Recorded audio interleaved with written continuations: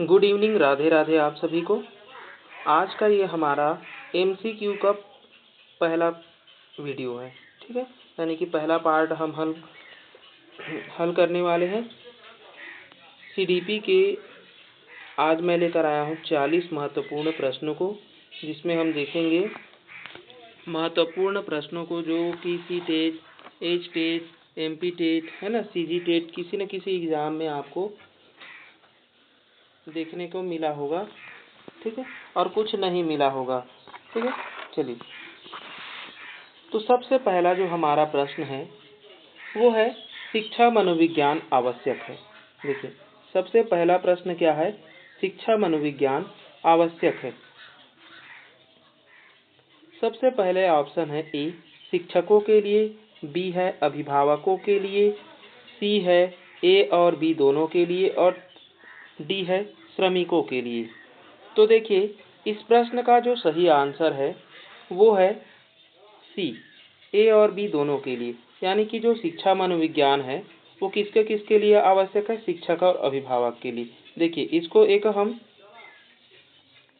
सार में पढ़ते हैं कि शिक्षा मनोविज्ञान है ना, शिक्षा मनोविज्ञान किसके किसके लिए आवश्यक है। तो सबसे पहला है छात्र के लिए, यानी कि शिक्षार्थी के लिए, ठीक है। दूसरा आवश्यक होता है शिक्षक के लिए, और तीसरा होता है अभिभावक के लिए। तीसरा क्या होता है, अभिभावक के लिए, ठीक है। देखिए, तो ये तीन महत्वपूर्ण बिंदु है जिसको याद रखेंगे। तो शिक्षा मनोविज्ञान के लिए क्या क्या आवश्यक है, तो मतलब कि किसके लिए आवश्यक है बोलेगा तो छात्र के लिए, शिक्षक के लिए, अभिभावक के लिए, ठीक है। इन सभी के लिए आवश्यक है। तो ये उसके सबसे महत्वपूर्ण है। सबसे महत्वपूर्ण में है छात्र, फिर शिक्षक, फिर उसके बाद में क्या आता है, अभिभावक आता है, ठीक है। तो ये है हमारा पहला प्रश्न, पहले नंबर प्रश्न का समरी, ठीक है। चलिए दूसरा देखते हैं।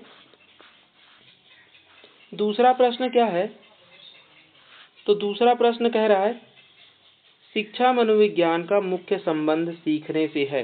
यानी कि शिक्षा मनोविज्ञान का मुख्य संबंध सीखने से है, यानी कि मुख्य संबंध के रूप में बताया था किसने, तो सारे और टेलफोर्ड दोनों ने बताया हुआ है, ठीक है।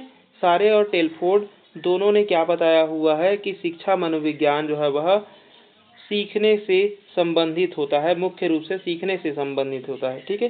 तो इस प्रश्न का आंसर भी क्या हो जाएगा, ऑप्शन सी सही हो जाएगा, ठीक है। तो चलिए, इस प्रश्न का ऑप्शन क्या हो गया, सी जो है वह सही है। चलिए अब देखते हैं तीसरे प्रश्न पर। चलिए,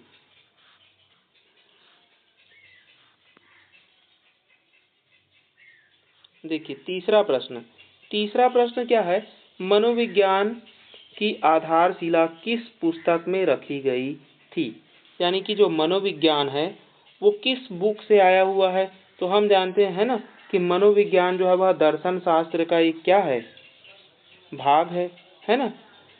मनोविज्ञान जो है वह किसका भाग है, दर्शन शास्त्र का भाग है। लेकिन यहाँ पर हम मनोविज्ञान को दार्शनिक आधार नहीं कहेंगे, दार्शनिक आधार नहीं है, ठीक है। दर्शन शास्त्र का मतलब होता है दार्शनिक शास्त्र, दार्शनिक आधार नहीं होता है ना। दर्शन शास्त्र का मतलब होता है मनोविज्ञान के सिद्धांत से संबंधित बुक, ठीक है।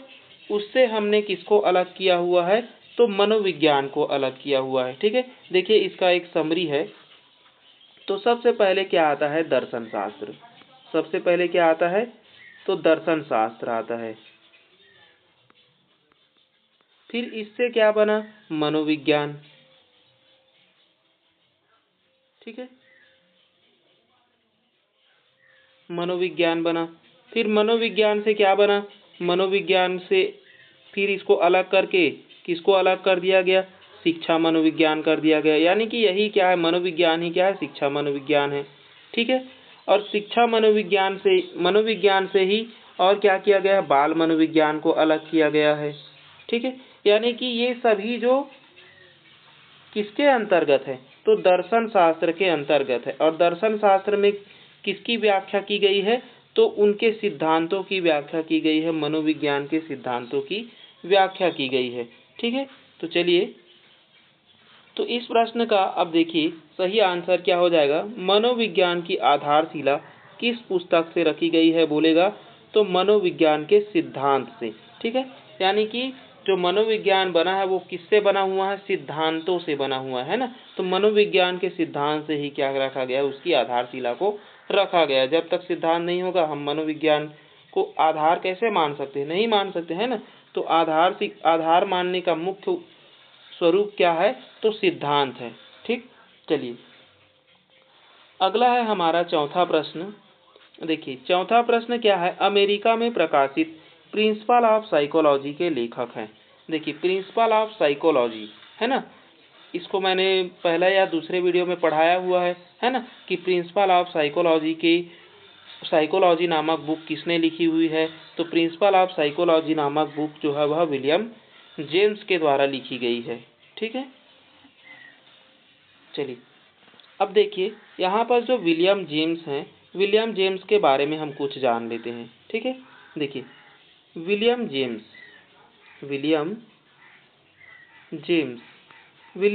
के बारे में सबसे पहली तो ये है कि इन्होंने एक बुक लिखी है प्रिंसिपल ऑफ साइकोलॉजी। ठीक है, प्रिंसिपल ऑफ साइकोलॉजी।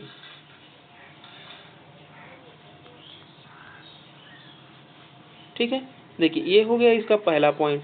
दूसरा पॉइंट इसके लिए सबसे महत्वपूर्ण क्या है, ये प्रकार्यवाद के जनक हैं।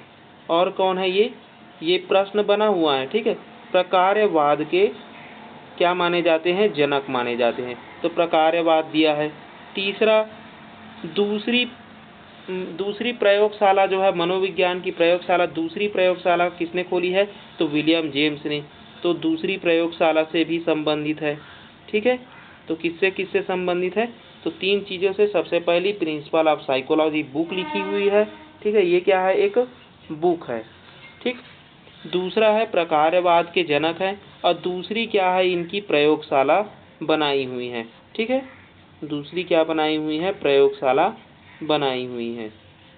चलिए, तो ये तीन महत्वपूर्ण पॉइंट आप विलियम जेम्स से याद रखेंगे। एग्जाम पॉइंट ऑफ व्यू से यही सबसे ज़्यादा पूछा गया है और सबसे महत्वपूर्ण प्रश्न भी है।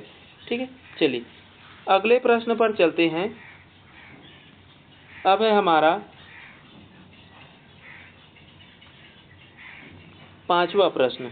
देखिए पांचवा प्रश्न क्या है, शिक्षा मनोविज्ञान का वर्तमान स्वरूप है। यानी कि अब हम शिक्षा मनोविज्ञान को किस रूप में पढ़ते हैं। देखिए अधिगम तक तो सीमित, शिक्षा तक तो सीमित नहीं है ना। केवल शिक्षा में उपयोग करते हैं क्या, नहीं करते हैं, है ना।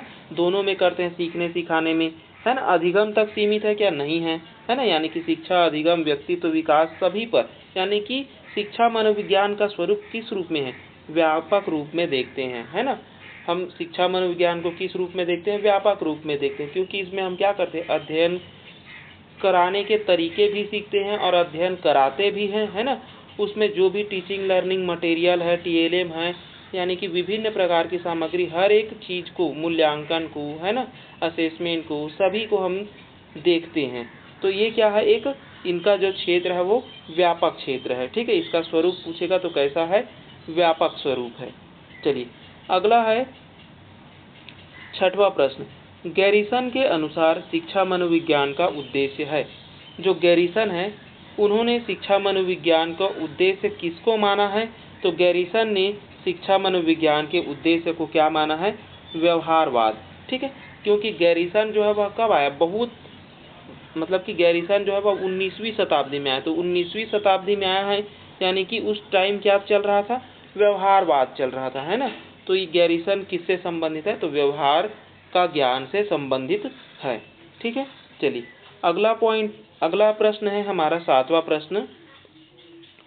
कुप्पू स्वामी के अनुसार शिक्षा मनोविज्ञान का सिद्धांतों का सर्वोत्तम प्रयोग होता है। यानी कि जो कुप्पू स्वामी जी हैं, जो कि भारत के रहने वाले हैं, ठीक है, इसलिए ये सबसे महत्वपूर्ण प्रश्न बन जाता है ना। तो कुप्पू स्वामी के अनुसार शिक्षा मनोविज्ञान के सिद्धांतों का सर्वोत्तम प्रयोग होता है। यानी कि कुप्पू स्वामी ने शिक्षा मनोविज्ञान का प्रयोग कहाँ पर किया है, तो उत्तम शिक्षण में, उत्तम अधिगम में, A और B दोनों, या भविष्यवाणी करने में। तो देखिए कुप्पू स्वामी ने क्या किया था, उत्तम शिक्षा में भी किया हुआ है, उत्तम सीखने सिखाने के लिए भी किया हुआ है ना। यानी कि कुप्पू स्वामी ने क्या बताया था कि जो हमारा शिक्षा मनोविज्ञान है ना, वो अधिगम तक ही सीमित नहीं है, बल्कि उन सभी शिक्षण सामग्री को सीखने सिखाने के तरीकों से भी संबंधित है। ठीक है, तो इसलिए इस प्रश्न का सही आंसर क्या हो जाएगा, ऑप्शन नंबर सी, ए और बी दोनों, यानी कि उत्तम शिक्षण से भी है और उत्तम अधिगम से भी है। ठीक, चलिए अगले प्रश्न पर चलते हैं। अगला है हमारा 8वां प्रश्न। देखिए 8वां प्रश्न क्या है, शिक्षा मनोविज्ञान का प्रमुख उद्देश्य कॉलसनिक के अनुसार है। ठीक है, यानी कि कॉलसनिक के अनुसार जो शिक्षा मनोविज्ञान का उद्देश्य है वो कैसा है, शिक्षक की समस्याओं का समाधान करना है, नियंत्रण करना है, भविष्यवाणी करना है या फिर विकास करना है। यानी कि जो कॉलसनिक है शिक्षा मनोविज्ञान को किस रूप में देखते हैं, तो ये जो है वो शिक्षक की समस्याओं का समाधान करने के रूप में देखते हैं। ठीक है, ये मानते हैं कि शिक्षक की समस्याओं का समाधान करना आवश्यक है। ठीक, तो शिक्षा मनोविज्ञान का प्रमुख उद्देश्य कॉलसनिक के अनुसार अगर पूछेगा तो शिक्षकों की समस्याओं का समाधान करना ही इन्होंने क्या किया था, महत्वपूर्ण पॉइंट माना है। ठीक है, चलिए अगला प्रश्न है 9वां प्रश्न। 9वां प्रश्न है कैली के अनुसार। देखिए कैली के अनुसार शिक्षा मनोविज्ञान के उद्देश्य हैं, यानी कि कैली ने कितने प्रकार के शिक्षा मनोविज्ञान के उद्देश्य बताए हैं, तो कैली ने 9 प्रकार के क्या बताए हैं, शिक्षा मनोविज्ञान के उद्देश्य बताए हैं। हालांकि ये प्रश्न अभी तक के किसी भी एग्जाम में पूछा नहीं गया है, लेकिन आप जानते रहेंगे। ठीक है, तो कैली के अनुसार शिक्षा मनोविज्ञान के उद्देश्य कितने हैं, तो 9 प्रकार के हैं। चलिए अगला है हमारा 10वां प्रश्न। देखिए 10वां प्रश्न क्या है, स्कीनर के अनुसार शिक्षा मनोविज्ञान के सामान्य उद्देश्य हैं।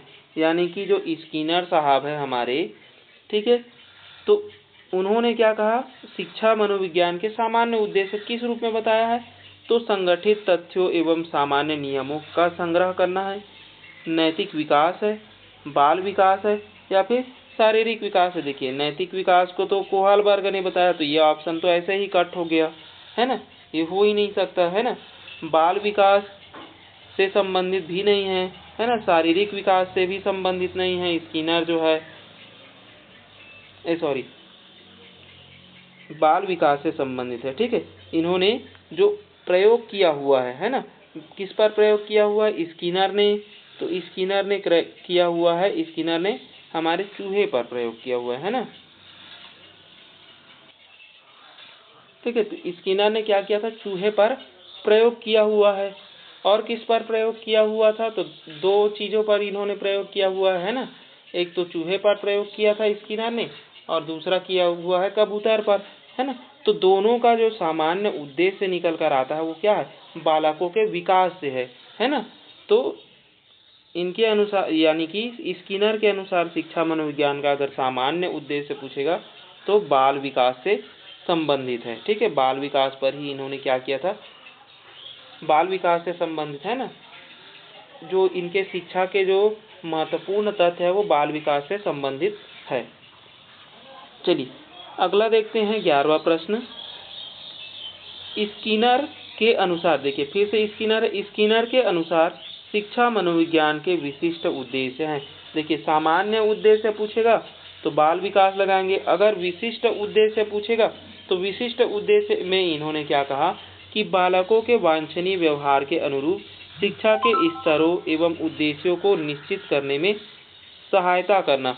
यानी कि जो भी चूहे और कबूतर पर कैसे प्रयोग किया था, सहायता से, है ना, उनको सहायता दी जाती थी। यानी कि जैसे ही लीवर दबता था, यानी कि वो क्या है, सहायता।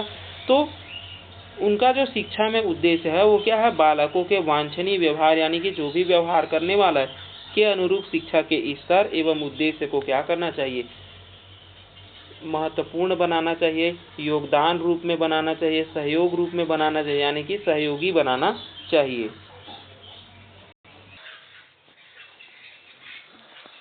चलिए अगला है हमारा 12वां प्रश्न, 12वां प्रश्न। ठीक है, चलिए देखिए 12वां प्रश्न में क्या बोल रहा है,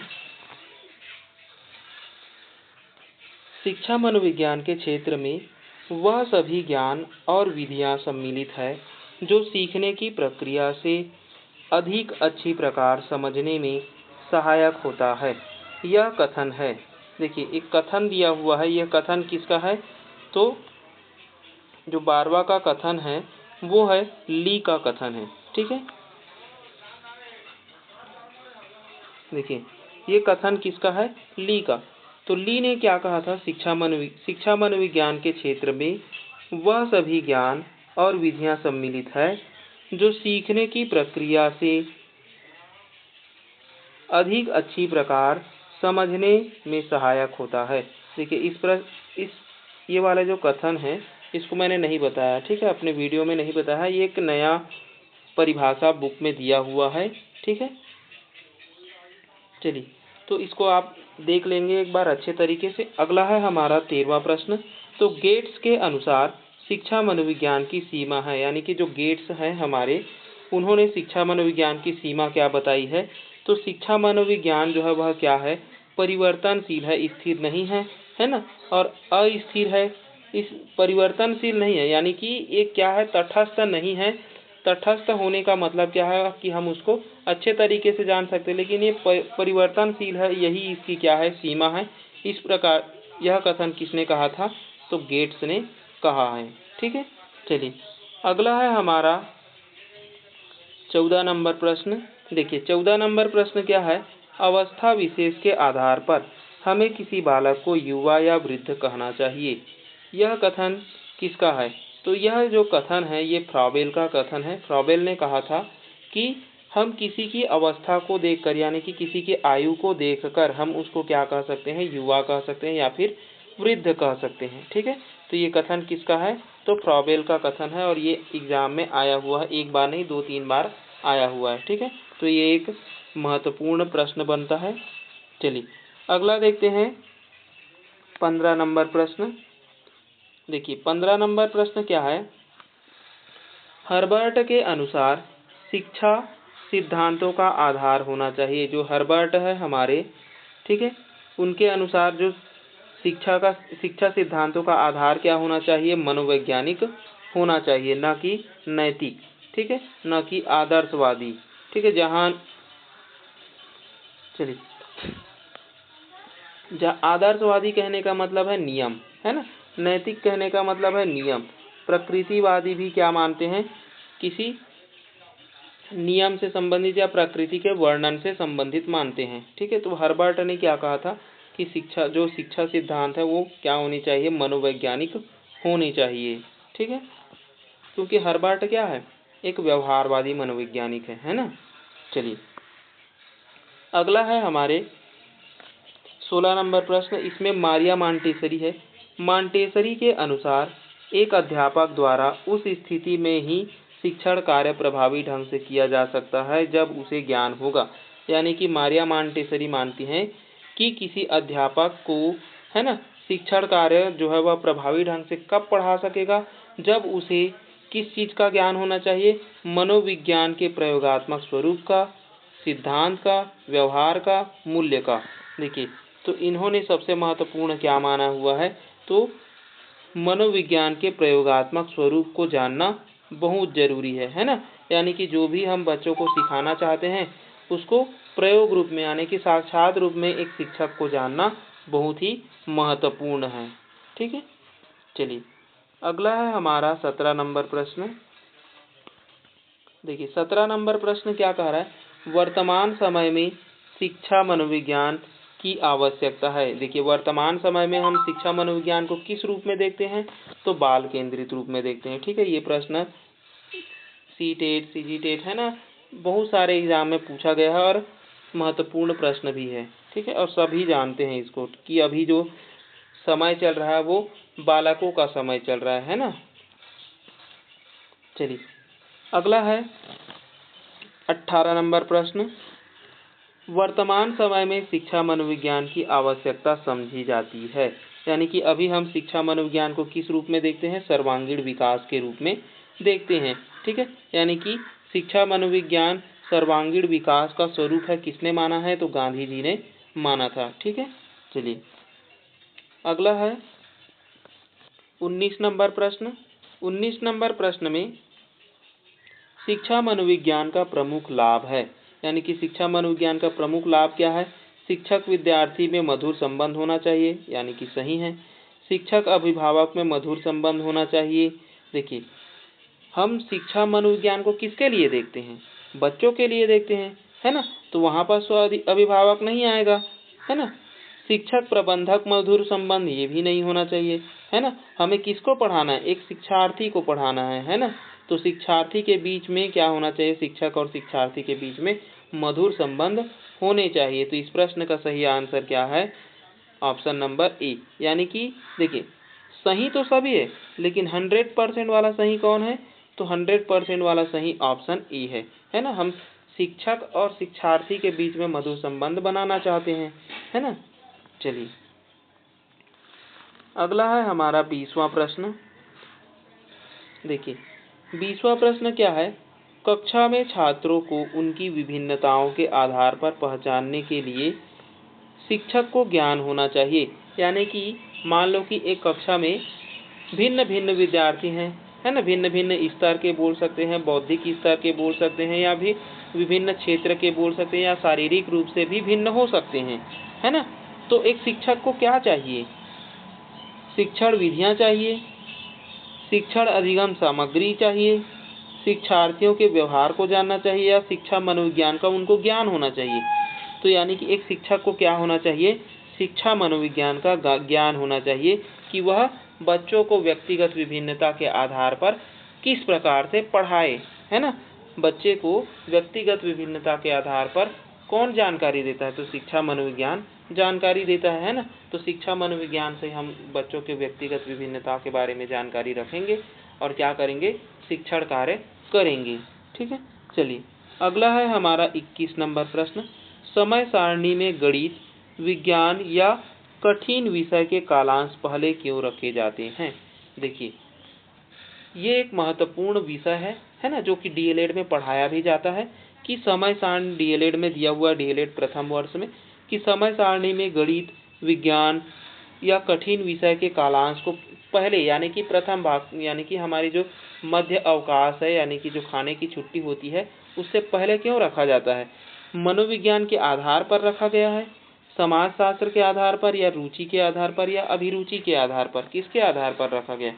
तो इसका सही आंसर क्या है? मनोवैज्ञानिक आधार पर। मनोवैज्ञानिक आधार पर कहने का अर्थ है कि मनोविज्ञान यानी कि जो हमारे मनोवैज्ञानिक है ना, उनका मानना है कि जो बच्चे जो है वह जब स्कूल आते हैं तो वो क्या होते हैं?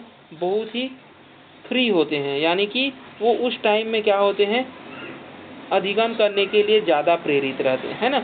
जैसे जैसे उनके समय बीतते जाता है स्कूल में, उनमें क्या हो जाती है? थकान महसूस होने लगती है। इसलिए क्या होता है कि कठिन विषय को सबसे पहले पढ़ाना चाहिए, फिर क्या हो जाता है? कालांश के बाद में सरल विषय को पढ़ाना चाहिए, ताकि बच्चे को बोरियत ना लगे, है ना? बोझ न लगे। चलिए आगे देखते हैं 22 नंबर प्रश्न। देखिए 22 नंबर प्रश्न क्या है? सफल एवं प्रभावशाली शिक्षण अधिगम प्रक्रिया के लिए आवश्यक है।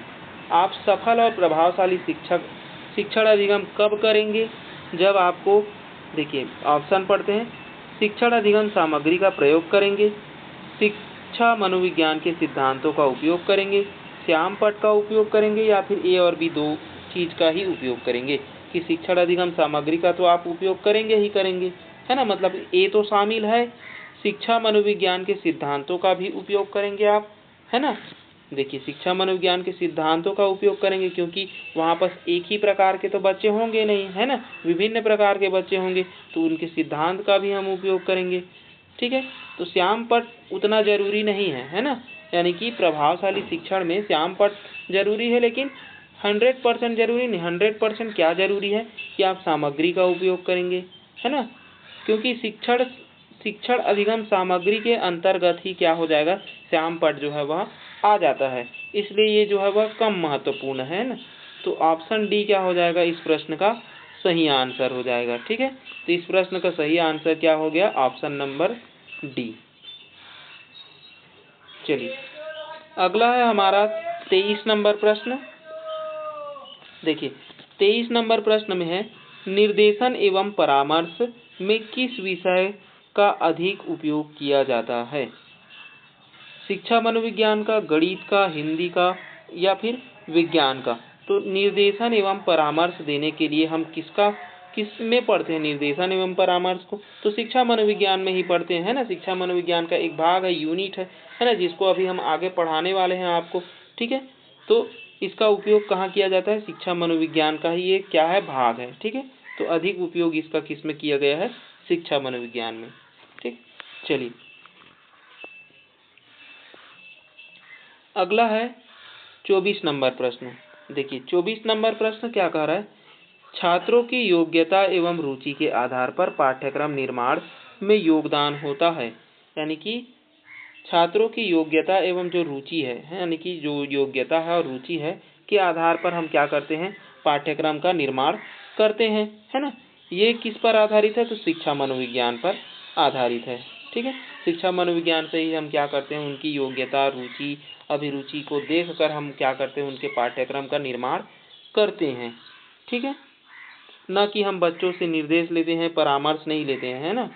तो ये सभी तो ऐसे ही कट जाएगा, निर्देशन और परामर्श। ठीक है, चलिए 25वां प्रश्न है, बुद्धि परीक्षण विषय है, यानी कि जो बुद्धि परीक्षण है वो कैसा विषय है, किसके अंतर्गत आता है? तो किसके अंतर्गत पढ़ रहे हैं हम लोग? तो इसको भी हम पढ़ते हैं शिक्षा मनोविज्ञान के अंतर्गत ही पढ़ते हैं। ठीक है, तो ये एक शिक्षा मनोविज्ञान का भाग है। ठीक है, बुद्धि परीक्षण। ठीक है, चलिए अगला है हमारा 26 नंबर प्रश्न। चलिए 26 नंबर प्रश्न, शिक्षक मनोविज्ञान के ज्ञान द्वारा बालकों की खालिश स्थान करता है। देखिए बुद्धि तथा रुचियों की जानकारी करके शिक्षा देता है, तो ये तो सही बात है ना। यानी कि बुद्धि और रुचियों को वो जानता है शिक्षा मनोविज्ञान के आधार पर, है ना। प्रकृति को जानकर भी शिक्षा देता है, यानी कि जो हमारी प्रकृति है उसको भी जानता है, यानी कि उसका उपयोग करता है ना। हम अपने आसपास के वातावरण से जोड़ते हैं, यही तो बोलता है एनसीएफ 2005 कि अपने आसपास के वातावरण को जोड़कर बच्चों को पढ़ाना चाहिए, है ना। तो ये भी सही हो जाएगा। सी ऑप्शन क्या है? आर्थिक स्थिति तथा पारिवारिक स्थिति की जानकारी लेकर शिक्षा देता है। देखिए अभिभावक का केवल काम शिक्षा देना ही नहीं है, बल्कि वो क्या करता है? सर्वे करता है, गांव-गांव में, घर-घर में जाता है, बच्चों के माता पिता है ना या पेरेंट्स से क्या करता है? वो जानकारी एकत्रित करता है कि बच्चे जो है वह किस प्रकार से घर में व्यवहार करता है ना। तो इस प्रकार से उसकी क्या करता है? आर्थिक स्थिति और पारिवारिक स्थिति की भी जानकारी एक टीचर जो है वह रखता है। ठीक है, तो इस प्रश्न का जो सही आंसर है वो क्या हो जाएगा? डी सही हो जाएगा। ठीक, चलिए आगे देखते हैं 27 नंबर प्रश्न। चलिए 27 नंबर प्रश्न क्या है? मनोविज्ञान का शिक्षा के क्षेत्र में योगदान है। पहला है अब यानी कि शिक्षा बाल केंद्रित हो गई है, यानी कि अभी का जो समय है वो बाल केंद्रित शिक्षा की है, तो ये तो सही बात है ना। शिक्षक बालकों से निकट का संपर्क स्थापित करने का प्रयास करता है। ठीक, ये भी सही है ना, कि जो शिक्षक है वो बालकों से क्या करता है? निकटता लाने का प्रयास करता है, मित्रवत संबंध रखता है ना। चलिए अगला है, शिक्षकों को छात्रों की आवश्यकता का ज्ञान हो सकता है। ठीक है, यानी कि शिक्षक जो है वह छात्रों की जो भी आवश्यकताएं हैं उसका ज्ञान रखता है कहीं न कहीं, है ना। तो उपयुक्त डी जो है वह यहाँ पर भी सही हो जाएगा। चलिए अगला है हमारा 28 नंबर प्रश्न, शिक्षा मनोविज्ञान एक विज्ञान है। जो शिक्षा मनोविज्ञान है वह एक विज्ञान है। कैसा विज्ञान है?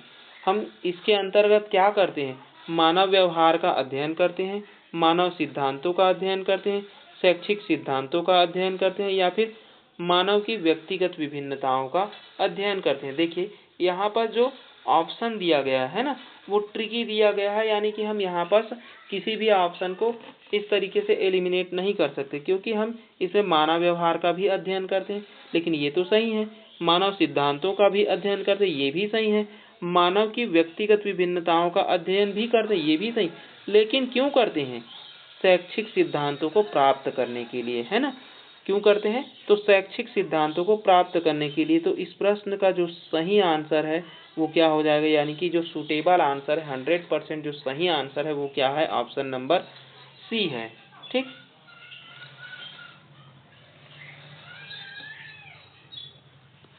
चलिए आगे देखते हैं 29 नंबर प्रश्न। देखिए ये प्रश्न एग्जाम में आया हुआ है और ये वीडियो नंबर शायद 1 या 2 में दिया, मैंने बताया भी हुआ है ना, कि शिक्षा मनोविज्ञान की उत्पत्ति कब मानी गई है, तो 1900 में मानी गई है। ठीक है, किस वर्ष में मानी गई है, तो 1900 वर्ष में मानी गई है। ठीक है, चलिए अगला है मनोविज्ञान शब्द के समांतर अंग्रेजी भाषा के शब्द जो साइकोलॉजी है, यानी कि जो मनोविज्ञान है हिंदी, उसको इंग्लिश में हम क्या कहते हैं, साइकोलॉजी कहते हैं। और साइकोलॉजी की उत्पत्ति किस भाषा से हुई है, लैटिन भाषा से, ग्रीक भाषा से, संस्कृत या फ्रेंच भाषा से। तो इस प्रश्न का सही आंसर क्या है, तो ग्रीक भाषा से। ठीक है,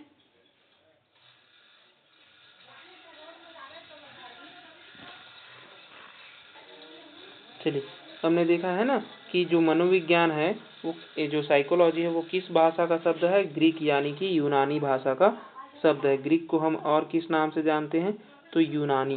ठीक है, यूनानी भाषा का शब्द है। ठीक, चलिए आगे है हमारा 31 नंबर प्रश्न, शायद ये मैं पहले ही वीडियो में कवर कर चुका हूँ, है ना। शिक्षा मनोविज्ञान का संबंध है। शिक्षा मनोविज्ञान का संबंध किससे है, मात्र शिक्षा से है। तो ऐसा हम नहीं कह सकते, है ना। मात्र यानी कि जहाँ पर केवल लगा है वो तो ऐसे ही कट जाएगा, मात्र मनोविज्ञान से या सभी विषयों से।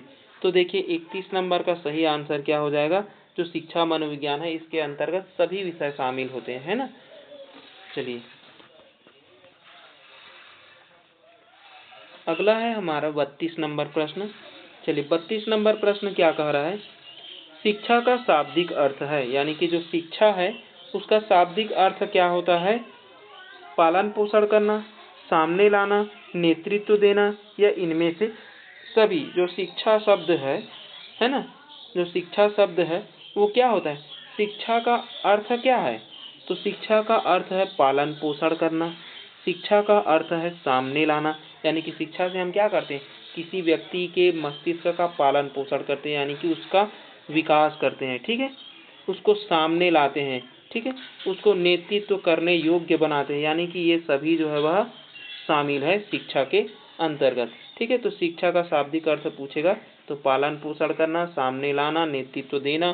ठीक है, नेतृत्व देना, ये सभी क्या है, अर्थ है उसका। चलिए अगला है हमारा 33 नंबर प्रश्न, मनोविज्ञान वातावरण के संपर्क में आने वाले व्यक्तियों के क्रियाकलापों का विज्ञान है।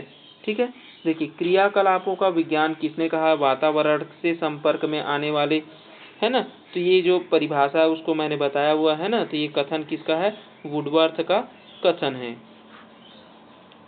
और ये जो है वह एग्जाम में शायद 2-3 बार पूछा जा चुका है। ठीक है, आगे देखते हैं हम 34 नंबर प्रश्न। देखिए 34 नंबर प्रश्न क्या है, मनोविज्ञान शिक्षा का आधारभूत विज्ञान है।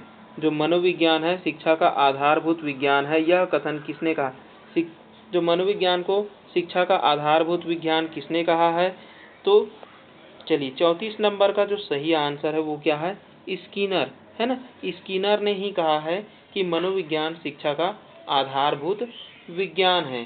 ठीक है, ये परिभाषा जो है पहले या दूसरे वीडियो में कवर किया गया है ना।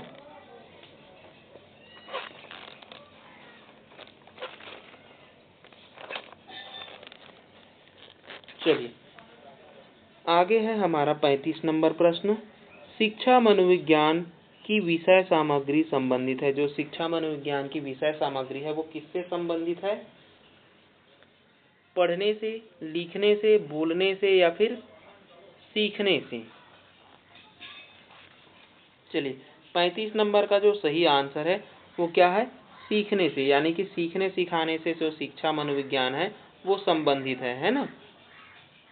चलिए अगला है हमारा 36 नंबर प्रश्न। शिक्षा मनोविज्ञान में जिन बालकों के व्यवहार का अध्ययन किया जाता है वह है, जो शिक्षा मनोविज्ञान है उसमें हम किन किन बालकों का अध्ययन करते हैं? उसके अंतर्गत हम देखिए मंद बुद्धि के बालकों का भी अध्ययन करते हैं, है ना, पिछड़े बालकों का भी अध्ययन करते हैं, समस्यात्मक बालकों का भी अध्ययन करते हैं, है ना, विशेष बालकों का भी अध्ययन करते हैं, सृजनात्मक बालकों का भी अध्ययन करते हैं। यानी कि हर वो सभी प्रकार के बालकों का हम क्या करते हैं? शिक्षा मनोविज्ञान में अध्ययन करते हैं। तो इस प्रश्न का जो सही आंसर है वो क्या हो जाएगा? Option number D. ठीक, चलिए अगला है हमारा 37 नंबर प्रश्न। देखिए 37 नंबर प्रश्न, सीखने की प्रक्रिया के अंतर्गत शिक्षा मनोविज्ञान अध्ययन करता है प्रेरणा व पुनर्बलन के प्रभाव का अध्ययन, वंशानुक्रम व वातावरण का अध्ययन, ध्यान व रुचि का अध्ययन। चलिए ध्यान व रुचि का अध्ययन, और ऑप्शन डी है व्यक्तिक भेदों का अध्ययन। यानी कि जो सीखने सिखाने की प्रक्रिया है, यानी कि हम बच्चों को जैसे भी सीखने सिखाने की प्रक्रिया का जो के अंतर्गत हम शिक्षा मनोविज्ञान का अध्ययन करते हैं। किन बालकों का अध्ययन करते हैं? देखिए प्रेरणा व पुनर्बलन के प्रभाव का हम अध्ययन करते ही है ना, वंशानुक्रम वातावरण का भी करते हैं, ध्यान व रुचि का भी करते हैं। लेकिन जो 37 नंबर प्रश्न है उसका सही आंसर क्या हो जाएगा? तो ऑप्शन नंबर ए हो जाएगा। ठीक है, यानी कि जो सीखने सिखाने की जो प्रक्रिया है, यानी कि हम बच्चों को किस प्रकार से सिखा रहे हैं, तो उसमें क्या होना चाहिए? प्रेरणा और पुनर्बलन के प्रभाव का अध्ययन होना चाहिए। यानी कि बच्चों को हमें प्रेरणा भी देनी चाहिए, और पुनर्बलन यानी कि वो वस्तु जो है जिसको हम सिखा रहे हैं वो साक्षात रूप में उसके समक्ष होना चाहिए। ठीक है, तो इस 37 नंबर प्रश्न का सही आंसर क्या है? चलिए तो इस 37 नंबर जो प्रश्न है उसका आंसर क्या है? Option number A. अगला प्रश्न है 38 नंबर। मनोविज्ञान मन का विज्ञान है, यह कथन किसने कहा है? देखिए मनोविज्ञान को मन का विज्ञान किसने कहा है? तो मन का विज्ञान किसने माना है? अरस्तू ने। ठीक है, यहाँ पर रेवनिका, डेकार्ट, स्किनर है ना, तो यहाँ पर जो सही आंसर है वो है अरस्तू का। देखिए यहाँ पर हम समरी देख लेते हैं। यहाँ पर तो सबसे पहले जो हम 16वीं शताब्दी की बात करते हैं, है ना, देखिए सबसे पहले हम क्या करते हैं? 16वीं शताब्दी की बात करते हैं। तो 16वीं शताब्दी में क्या था? अरस्तू ने आत्मा का विज्ञान माना। ठीक है, अरस्तू ने क्या माना है? आत्मा का विज्ञान माना। ठीक है, फिर 17वीं से लेकर के 18वीं शताब्दी में, ठीक है, किसने? पोम्पोलॉजी ने। पोम्पोलॉजी ने क्या माना था? इसको मन और मस्तिष्क का विज्ञान माना है। ठीक है, अगर पोम्पोलॉजी ऑप्शन में नहीं दिया जाएगा तो हम किसको लेंगे? अरस्तू को लेंगे। ठीक है, अगर पोम्पोलॉजी नहीं दिया रहेगा तो हम किसको लेंगे? अरस्तू को लेंगे, क्योंकि वही जो है वह अभी भी चल रहा है ना। अगर पोम्पोलॉजी दिया है तो पोम्पोलॉजी लेंगे, अगर पोम्पोलॉजी नहीं दिया रहेगा तो हम क्या लेंगे? अरस्तू को लेंगे, जो कि इस प्रश्न में दिया गया है ना, कि प्रश्न में क्या बोला है कि मनोविज्ञान मन का विज्ञान है। लेकिन यहाँ पर अगर पोम्पोलॉजी, अगर मान लो यहाँ पर यह ऑप्शन न रह के पोम्पोलॉजी दिया रहता तो हम किसको लेते? पोम्पोलॉजी को लेते। अगर पोम्पोलॉजी नहीं है तो मान के चलो कि अभी अरस्तू का समय चल रहा है ना, तो ये क्या है? अरस्तू ले लेगा। ठीक है, चलिए अगला है हमारा 39 नंबर प्रश्न। शिक्षा मनोविज्ञान अध्यापकों की तैयारी की आधारशिला है। देखिए शिक्षा मनोविज्ञान को अध्यापकों की तैयारी की आधारशिला किसने कहा है? तो ये जो कथन है ना, वो कहा है स्किनर ने। ठीक है, शिक्षा मनोविज्ञान को अध्यापकों की तैयारी की आधारशिला किसने माना है? तो स्किनर ने माना है। ठीक है, यानी कि आधारशिला जो बात है वो किसने कही थी? स्किनर ने ही कही है। ठीक है, चलिए आज का लास्ट प्रश्न है हमारा 40 नंबर। देखिए 40 नंबर प्रश्न में आंकड़ों का व्यवस्थापन करने हेतु संकलित आंकड़ों के संबंध में निम्नलिखित कार्य करना होता है। यानी कि एक आंकड़े से संबंधित है ना, तो आंकड़ों का व्यवस्थापन करने यानी कि आंकड़ों को हम व्यवस्थित कर रहे हैं, संकलित कर रहे हैं ना, तो आंकड़ों के संबंध में निम्नलिखित कार्य करना क्या कहलाए? हम आंकड़ों को जैसे ही एकत्रित कर रहे हैं, उस एकत्रित करने के जो तरीके हैं उसको हम क्या कहते हैं? तो उसको हम वर्गीकरण कहते हैं, सारणीयन कहते हैं, आलेखी निरूपण कहते हैं, या इनमें से सभी कहते हैं। तो देखिए उसको वर्गीकरण भी कहा जाता है, सारणीकरण भी कहा जाता है, आलेखी निरूपण भी कहा जाता है। यानी कि आंकड़ों का जो प्रबंधन है, जो हम डायग्राम बनाते हैं, है ना, उसको हम क्या कहते हैं? ये एक आलेख के रूप में भी बना सकते हैं, आलेख निरूपण भी कर सकते हैं, वर्गीकरण के रूप में भी देख सकते हैं, और सारणीयन के रूप में भी हम इसको देखते हैं, यानी कि उपर्युक्त सभी के रूप में हम देखते हैं। ठीक है, तो ये था हमारा 40 नंबर का प्रश्न। ठीक है, चलिए एक प्रश्न आपके लिए मौखिक रूप में है। आप बताएंगे कि जो मनोविज्ञान की प्रथम प्रयोगशाला है ना, वो किसने खोली है? ठीक है, इस प्रश्न का आंसर आप कमेंट जरूर करें। ठीक है, मैं देखना चाहता हूँ कि आप सच में पढ़ रहे हैं या नहीं पढ़ रहे हैं। ठीक है, चलिए अगर नहीं मालूम है तो नहीं मालूम है सर करके भी आप कमेंट जरूर करें। चलिए धन्यवाद।